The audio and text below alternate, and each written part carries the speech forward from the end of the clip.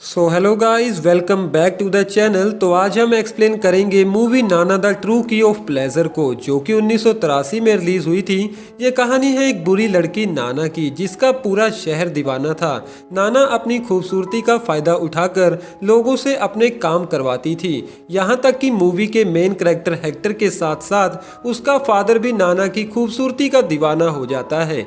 अब चलते हैं आगे, लेकिन उससे पहले आप सब लोग वीडियो को एक लाइक जरूर कर दें। कहानी शुरू होती है शहर के सबसे बड़े माइंटोर से, जहां पर शहर के सभी अमीर लोग पहुंचे हुए थे, जो पैसों के बदले खूबसूरत लड़कियों के साथ इंटीमेट होते हैं।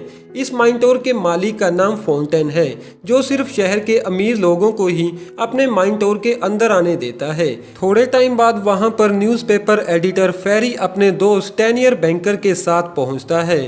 फाउंटेन उन दोनों का स्वागत करते हुए कहता है कि आज यहां पर सभी लोगों के लिए एक खास शो होने वाला है। थोड़े टाइम बाद हम एक लड़के को देखते हैं जो कि उस माइंटोर के अंदर चला जाता है। उस लड़के का नाम हेक्टर है और हेक्टर का फादर एक अमीर गवर्नमेंट ऑफिसर भी है। हेक्टर माइंटोर में फेरी और स्टैनियर के पास जाकर बैठ जाता है, क्योंकि हेक्टर स्टैनियर को काफी पहले से जानता था। स्टैनियर हेक्टर को फेरी से इंट्रोड्यूस करवाता है, जिसके बाद हेक्टर उन दोनों से रिक्वेस्ट करता है कि आप दोनों मेरे फादर को मत बताना कि मैं आप लोगों को यहाँ पर मिला था।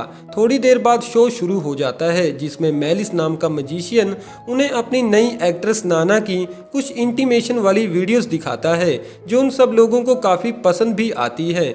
दूसरी तरफ नाना अपने कमरे में तैयार हो रही थी। नाना एक खूबसूरत यंग लड़की है, जिसके बाद नाना की मेड जोई उसे कहती है कि मेलिस ने तुम्हें बाहर स्टेज पर बुलाया है। सभी लोग नाना को देखकर उसकी तरफ बहुत ज्यादा अट्रैक्ट हो जाते हैं। स्टैनियर हद से ज्यादा नाना का दीवाना हो चुका था, तो वो फाउंटेन से कहता है कि मैं नाना के साथ सोना चाहता हूँ और मैं इसके लिए कोई भी कीमत दे सकता हूँ। फाउंटेन $500 लेने पर इस बात के लिए राजी हो जाता है। स्टैनियर नाना के कमरे में जाकर उसके साथ इंटीमेट होता है।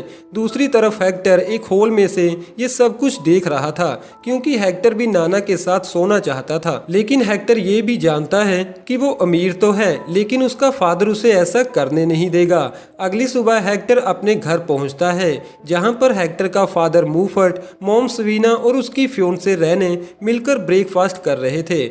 मूफट हेक्टर से पूछता है कि तुम पूरी रात कहां पर थे, और रेने ने तो तुमसे एंगेजमेंट तोड़ने का फैसला भी कर लिया था। अब मूफट हेक्टर को अपने घर की लाइब्रेरी में ले जाता है, जहां पर हेक्टर सच बोलते हुए कहता है कि मैं शहर के माइंटोर में गया था। जहां पर मूफट गुस्सा होते हुए उससे कहता है कि क्या तुम्हें मेरी इज्जत का जरा भी ख्याल नहीं है। दूसरी तरफ हम नाना को देखते हैं। नाना अपनी मेड जोई को बताती है कि स्टैनियर के साथ इंटीमेट होने के बदले में मुझे $200 मिले हैं, जिस बात पर जोई उसे कहती है कि ये पैसे बहुत ही कम हैं और उस फाउंटेन ने इससे भी दुगने पैसे अपने पास रख लिए। जोई नाना को समझाती है कि अगर तुम इस फील्ड में काम करना चाहती हो तो तुम्हें अपनी सही कीमत पता होनी चाहिए, और तुम्हें तब तक नहीं मानना चाहिए जब तक सामने वाला गिड़गिड़ाने ना लग जाए। अब हेक्टर अपनी फियोंसे रेने से मिलने एक रेस्टोरेंट में चला जाता है और उससे माफी भी मांगता है। यहाँ पर रेने हेक्टर को माफ कर देती है। अगले दिन स्टैनियर फिर से नाना के पास चला जाता है और उसे एक महंगी ज्वेलरी गिफ्ट करने की कोशिश भी करता है, लेकिन इस बार नाना स्टैनियर को इग्नोर कर देती है, क्योंकि वो अपनी मेड की बातों को अच्छे से समझ चुकी थी। रात को हम हेक्टर के फादर मूफट को उसके दोस्त के साथ देखते हैं। मूफट का दोस्त जबरदस्ती उसे माइंटोर में ले जाता है। अपने फादर को वहां पर देखते ही हेक्टर छुपकर वहां से भाग जाता है। शो के बाद मूफट की मुलाकात नाना से होती है। यहाँ पर मूफट काफी ज्यादा नाना की तरफ अट्रैक्ट हो जाता है। अगली सुबह मूफट अपने घर आता है और अपनी वाइफ से हेक्टर के बारे में पूछता है। हेक्टर अपने कमरे में नहीं था, लेकिन हेक्टर के कमरे में से मूफट को नाना की एक तस्वीर मिलती है, जिससे मूफट समझ जाता है कि उसका बेटा हेक्टर भी नाना का ही दीवाना है।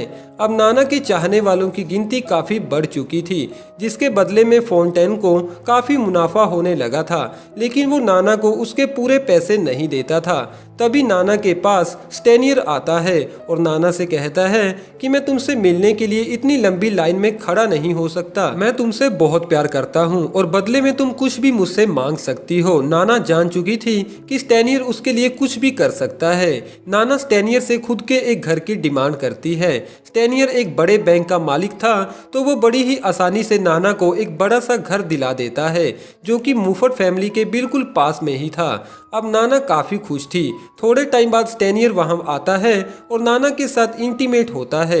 दूसरी तरफ ये बात पता लगने पर हेक्टर की मॉम काफी परेशान होती है और हेक्टर और मुफट से कहती है कि स्टेनियर को उस बुरी लड़की को यहाँ पर नहीं लाना चाहिए था। ये सुनकर थोड़े टाइम बाद हेक्टर नाना से मिलने उसके घर चला जाता है। स्टेनियर अभी नाना के घर पर नहीं था। यहाँ पर नाना भी हेक्टर की तरफ थोड़ी अट्रैक्ट हो जाती है क्योंकि हेक्टर एक यंग लड़का था और नाना के बाकी सभी कस्टमर काफी ओल्ड एज थे। नाना हेक्टर से कहती है कि क्या तुम मुझसे शादी करोगे, लेकिन हेक्टर कहता है कि मेरी तो एंगेजमेंट हो चुकी है। तो नाना कहती है कि हम तुम्हारी शादी वाले दिन काफी इंजॉय करेंगे, जिसके बाद वो दोनों एक दूसरे के साथ इंटीमेट भी होते हैं। दूसरी तरफ नाना के बारे में सोच कर मुफट को नींद नहीं आती। कुछ दिनों बाद नाना अपने घर के पास एक हंट इवेंट रखती है जिसे देखने के लिए वो अपने दोस्तों को भी इनवाइट करती है। इस हंट में कुछ लड़कियां जंगल में जाकर छिप जाती हैं जिन्हें कुछ घोड़सवार आदमी ढूंढते हैं और उनके साथ इंटीमेट होते हैं।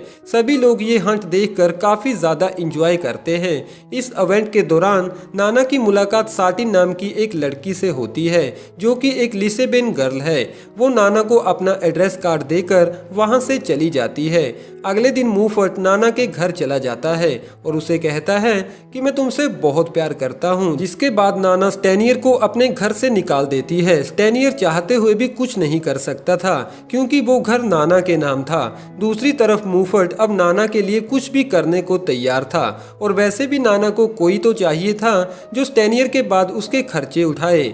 अगले दिन नाना साटिन के दिए हुए एड्रेस पर चली जाती है और साटिन के साथ इंटीमेट होती है, जिसके बाद नाना का एक दोस्त नाना को एक ब्लैक मैन बीजू से मिलवाता है और नाना को बताता है कि बीजू एक बैट्स फाइटर है जो पैसों के लिए फाइट करता है और बीजू के साथ हम बहुत सारे पैसे कमा सकते हैं। नाना के पूछने पर वो आदमी नाना को बताता है कि बीजू एक फाइट के लिए $5 लाख चार्ज करता है। अगले दिन नाना मुफट से कहती है कि मुझे $5 लाख चाहिए एक फाइट बेट के लिए, जिसके बदले में हमें और बहुत सारे पैसे मिलेंगे। लेकिन मुफट कहता है कि मेरे पास इतने पैसे नहीं हैं। तो नाना उसे अपनी प्रॉपर्टी गिरवी रखने को कहती है और उसे ये भी कहती है कि तुम अपनी वाइफ के लिए इतना सब कुछ कर सकते हो और मेरे लिए इतना भी नहीं कर सकते। शाम को नाना फेरी से मिलती है और उसे कहती है कि तुम्हें मेरा एक काम करना होगा। फेरी के पूछने पर नाना उसे कहती है कि तुम्हें मुफट की वाइफ के साथ अफेयर चलाना होगा और वैसे भी सवीना काफी सुंदर है तो तुम्हें इस काम में कोई प्रॉब्लम नहीं होनी चाहिए। दूसरी तरफ मुफट स्टेनियर के पास अपना हाउस गिरवी रख देता है और वो सारे पैसे लेकर नाना को दे देता है, लेकिन उस फाइट में बीजू हार जाता है। जिसके बाद नाना मुफट से कहती है कि तुम्हें उन पैसों के लिए इतना उदास नहीं होना चाहिए। तो मुफट उसे कहता है कि मैं पूरी तरह से बर्बाद हो चुका हूँ, पता नहीं अब मेरी फैमिली और मेरी वाइफ का क्या होगा। तो नाना कहती है कि तुम्हारी वाइफ फेरी से हेल्प मांग सकती है क्योंकि उन दोनों का आपस में अफेयर चल रहा है। रात को घर पहुंचने के बाद मुफट खिड़की में से देखता है कि उसकी वाइफ फेरी के साथ इंटीमेट हो रही थी। मुफट फेरी को पकड़ लेता है, जिसके बाद अगले दिन उन दोनों में फर्स्ट शूट फाइट होती है जिसमें मुफट को अपनी आर्म पे गोली लगती है। अब स्टेनियर भी मुफट की फैमिली को उनके घर से निकाल देता है।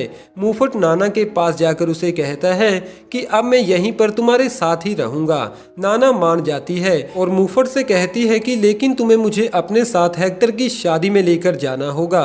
यहाँ पर मुफट उसे मना कर देता है। अगले दिन हेक्टर की शादी के बाद नाना अपनी हॉर्स कार्ट में चर्च के बाहर पहुँचती है और हेक्टर को अपनी तरफ अट्रैक्ट कर अपने साथ ले जाती है, जिसके बाद वो कार्ट में ही एक दूसरे के साथ इंटीमेट होते हैं क्योंकि नाना ने हेक्टर से वादा किया था। ये देखकर रैने रोने लगती है। कुछ महीने बीत जाने के बाद मुफट और स्टेनियर काफी अच्छे दोस्त बन जाते हैं।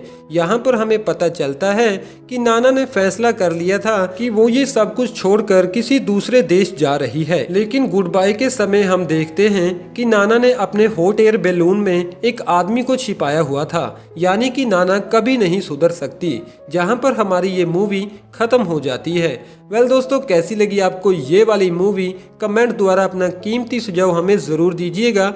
और अभी तक वीडियो को लाइक न किया हो तो वीडियो को एक लाइक ज़रूर कर दें। और हाँ दोस्तों, ऐसी ही इंटरेस्टिंग मूवीज़ के हिंदी में अपडेट्स पाने के लिए आप हमारे चैनल को भी जरूर से सब्सक्राइब कर लें, जो कि बिल्कुल फ्री ऑफ कॉस्ट है।